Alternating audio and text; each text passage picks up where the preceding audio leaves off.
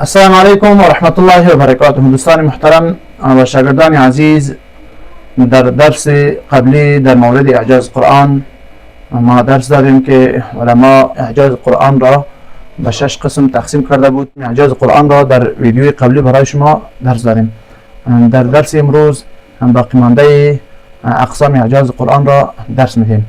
چهارم اقسام اعجاز قرآن اعجاز تربیتی و اصلاح انسان است. امام شافعی رحمه الله در کتاب الرساله میگه كل ما قاله النبي صلى الله عليه وسلم فهو مما فهمه من القرآن.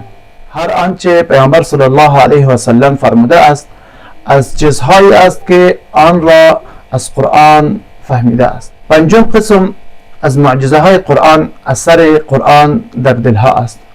الله سبحانه و تعالی در سوره حشر آیه 21 میفرماید اعوذ بالله من الشیطان الرجیم لو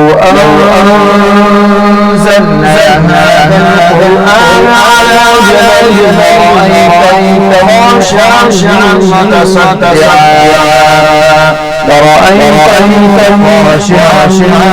متصدعا من خشیة الله. اگر این قرآن را بر کوه نازل میکردیم قطعا آن را از ترس الله فروتن و از هم پاشیده میدیدیم. امام حسن بصری رحمه الله در کتاب حلیة الاولیاء و طبقات الاصفیاء میگوید نزل القرآن لیعمل به فاتخذ الناس قراءته عملا. امام حسن بصری میگوید قرآن نازل شد تا به آن عمل شد، اما مردم تنها خواندن آن را عمل قرار دادند. قرآن را هر کسی که میخواند به هر آیتش عمل هم باید بکند.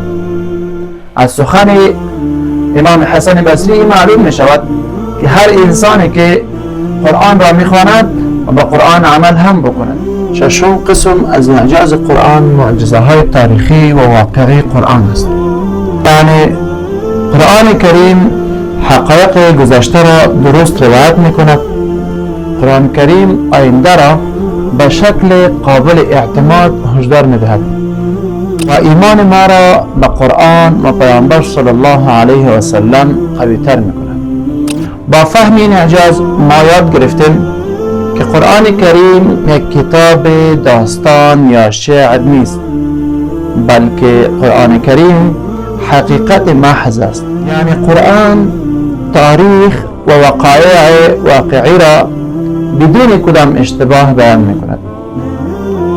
کدام واقعه های را یا کدام تاریخ را برای ما و شما که قرآن کریم بیان کرده است بدون اشتباه، در آن هیچ اشتباهی نیست. وقتی این را بفهمیم ایمان ما قوی تر می شود و درس های زندگی را بهتر یاد میگیریم. تا درس بعدی الله یار و مددگارتان. السلام علیکم و رحمت الله و برکاته.